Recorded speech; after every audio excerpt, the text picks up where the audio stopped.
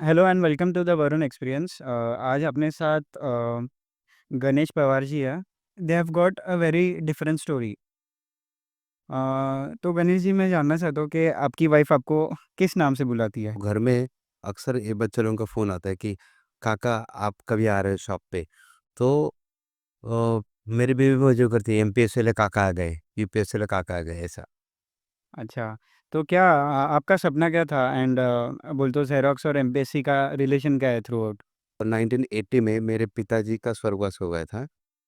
तो वो टाइम में हमारी परिस्थिति बहुत ही खराब थी। ब बर्तन माँजना, मज़दूरी का काम करना ये सब करके हम 5 भाई-बहन हैं उनको सँभाला उसने। तो मैं 5 साल का था, तभी मेरे पिताजी का स्वर्गवास हो गया और वो घर की पूरी ज़िम्मेदारी मम्मी सँभाल रही है वो हिसाब से। तो मैं भी सोचा कि मैं भी कुछ तो कर सकता हूँ क्या घर के लिए, तो मैं होटल में वो काम करने जाने लगा कि मम्मी पे ज़्यादा दबाव ना हो। तो मेरा भाई भी एक था, उसको भी थोड़ा-सा प्रॉब्लम हो गया, वो भी बीमार हो गया, मेंटली बीमार हो गया वो भी। बहनें थी मेरी, 4 बहनें थे, उसमें से एक बहन का तो डिवोर्स हो गया। दूसरी बहन है उसका उसके पति गुज़र गए और तीसरी भी ऐसे प्रॉब्लम होगा उनका घर का। तो मुझे लगा कि अभी क्या कर सकते हैं अपन इसमें से? तो मैं हार नहीं माने, हम मेरी मम्मी बोली मुझे कि आप जब तक पढ़ेंगे, ये अपने हाथ में कलम रहेगा ना, तभी अपन आगे जा सकते हैं। ये सब परिस्थिति ये जो है, बहुत विकट परिस्थिति है, इसमें से हमें बाहर जाना है, तो हमें पढ़ना बहुत ज़रूरी है। तो मम्मी ने मुझे बहुत पढ़ाया और मुझे बोलने का कि तू बड़ा होके कलेक्टर बनेगा और मुझे कलेक्टर क्या है, ये पता ही नहीं था। अच्छा, तो आपने फिर उसके बाद आपने फ़ैसला क्या लिया? आपका ग्रोथ कैसे हुआ? बोलते हो आपने लाइफ को ऐसे देखा कैसे कि मैं इसके आगे कैसे करूँगा? कि जैसे पापा भी गुज़र गए और फिर फाइनेंशियली आपको स्टेबल भी बनना है, खुद को भी लेके चलना है। तो वो पड़ाव कैसा था आपका ज़िंदगी का?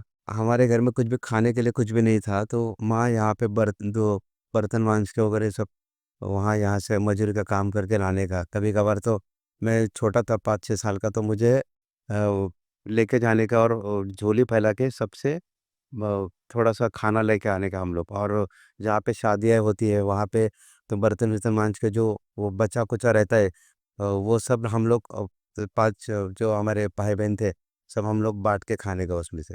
तो वही हमारा ज़िंदगी था। मैं बोला अभी इससे बाहर कैसे निकले हम?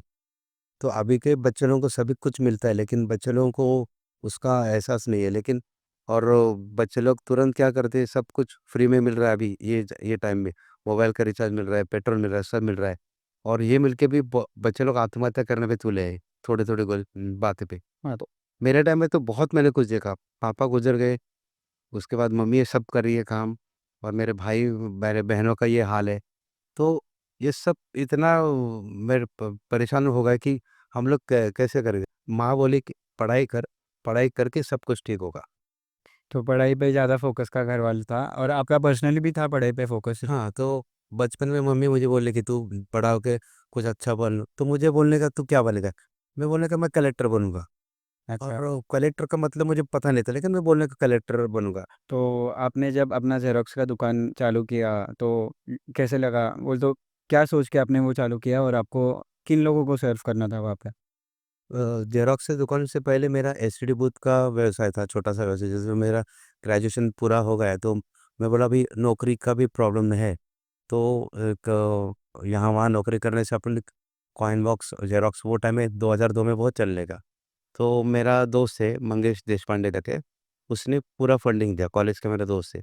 तो वो बोला कि "तू कुछ तो कर सकता है, ये ले।" उसने उसका जो एफडी में पैसा था 20,000, तो वो टाइम में मुझे दिया और मुझे बोला कि "तू कुछ तो भी कर।" तो मैंने वो जो 20,000 उन्होंने दिए थे और वो 20,000 से मैं आगे-आगे बढ़ता चला गया। एक एस्टेट बूथ से 2 से 4 लाइन बनाया। उसके बाद एसटीडी का बिज़नेस पूरा ठप हो गया, यानी जब भी मोबाइल का ज़माना आ गया तो एसटीडी पे कौन आएगा? तो मैंने क्या किया, मोबाइल का रिचार्ज और ज़ेरॉक्स चालू कर दिया। उसके बाद मोबाइल डाटा भी सस्ता हो गया, तो मेरे पास ऑप्शन नहीं था। मैं बोला ठीक है, अब मेरे पास तो ज़ेरॉक्स है। और तभी हमारे यहाँ पे बच्चे लोग आने लगे मेरे पास कि काका वो करंट मैगज़ीन चाहिए, ये वो चाहिए। मैं बोला कहाँ से आए आप? तो बोले कि हम ये गाँव से हैं, हमारा सातारा से, कोई कोल्हापुर से, कोई नागपुर से। तो मुझे लगने का यहाँ इतने लंबे-लंबे से बच्चे लोग पढ़ने आते। तभी टाइम में ज़ेरॉक्स का रेट वहाँ पे ₹1.5 ₹2 कुछ था।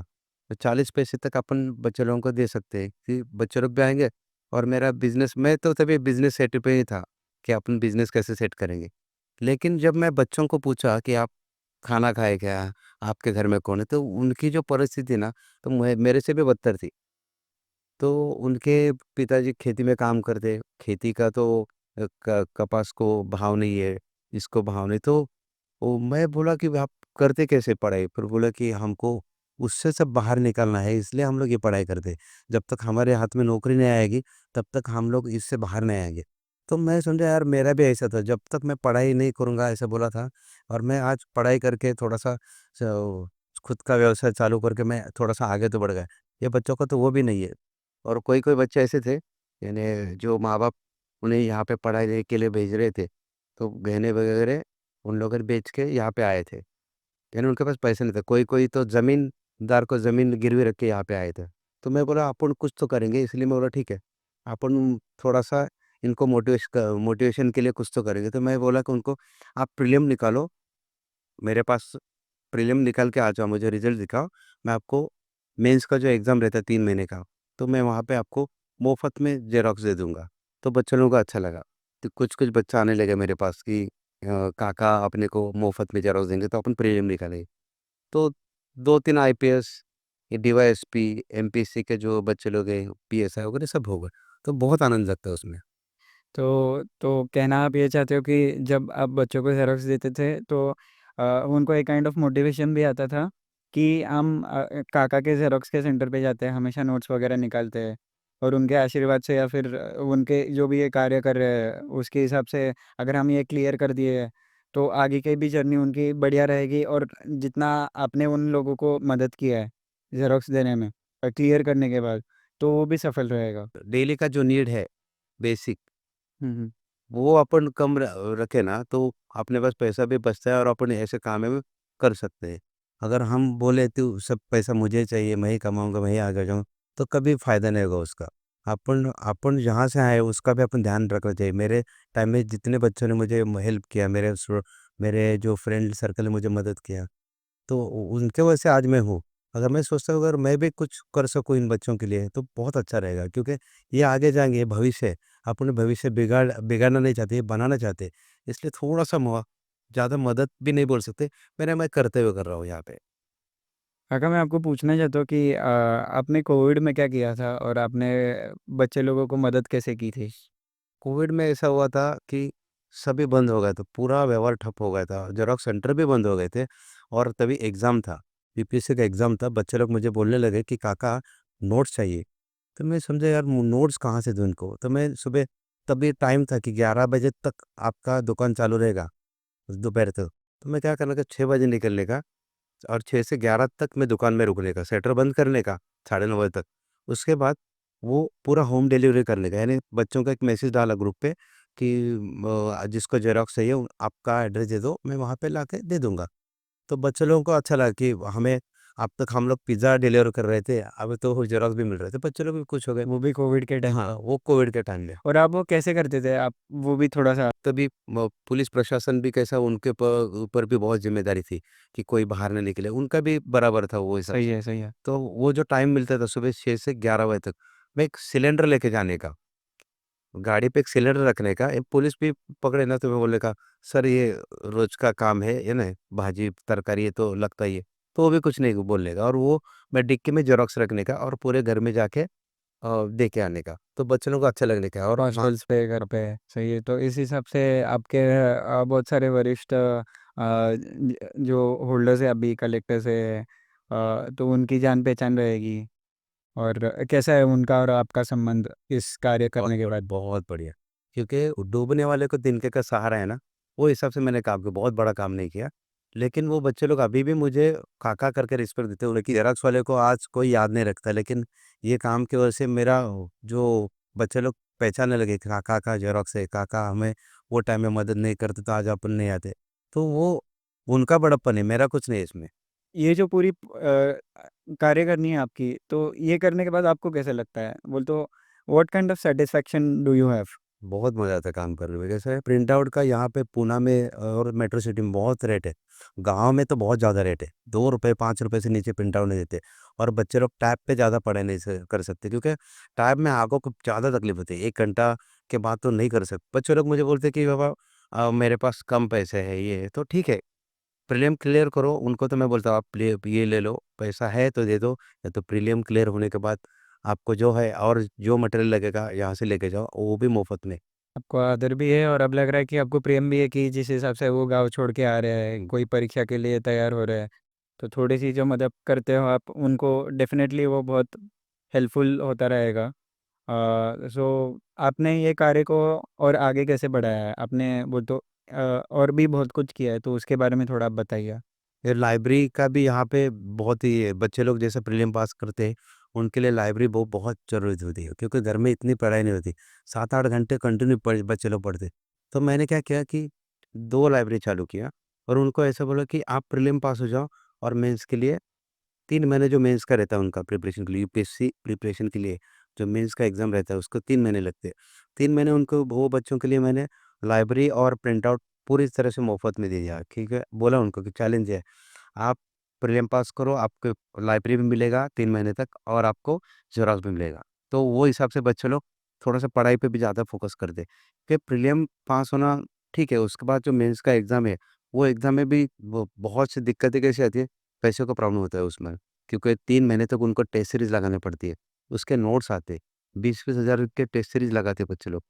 यानी प्रीलिम में तो है, पढ़ाई में पैसा ही जाता ही है। तो मैं सोचा कि अपन वहाँ से काम शुरू करेंगे, जहाँ से बच्चों को मदद की ज़रूरत है, वहीं से अपन काम करेंगे। तो बोला कि प्रिंट आउट और लाइब्रेरी, यहाँ पे भी उन्हें उनको सुविधा दी। जो हैंडीकैप अपंग वगैरह बच्चे रहते हैं, उनके लिए भी थोड़ा-सा सस्ते में नहीं तो फ्री में ऐसा भी रखा है मैंने।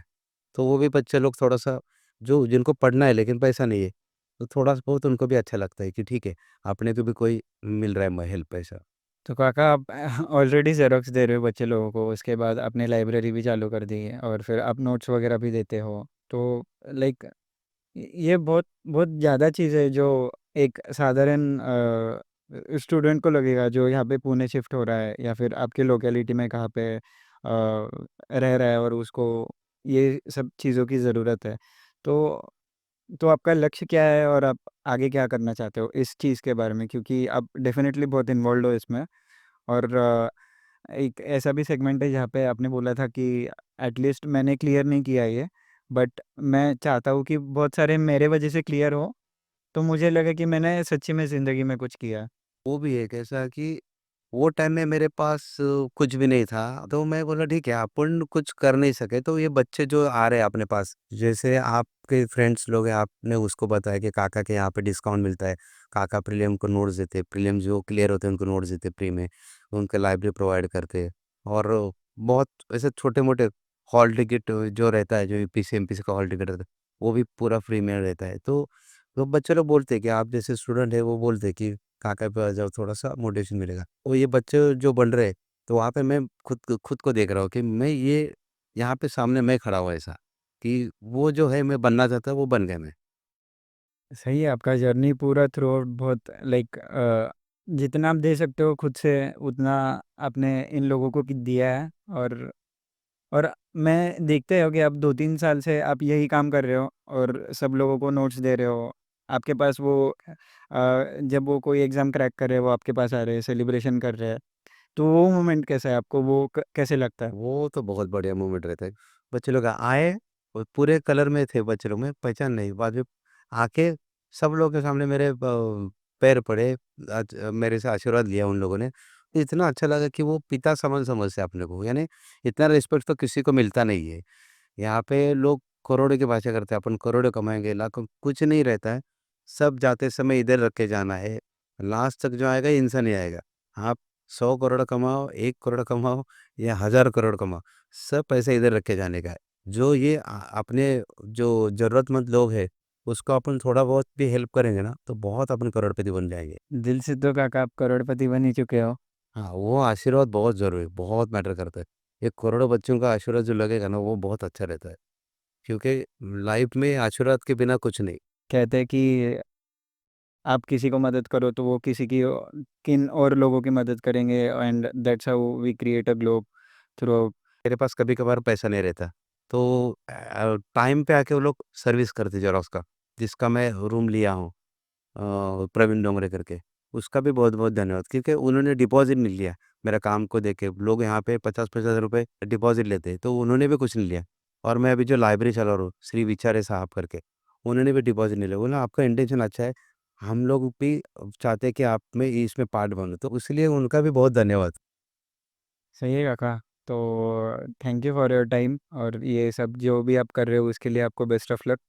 Thanks a lot for coming to the Varun experience, और डेफिनेटली ये बात मैं सब लोगों तक पहुंचाने की कोशिश करूंगा। और बेस्ट ऑफ लक आपको जो भी है कार्य करने के लिए आगे का। Thanks lot.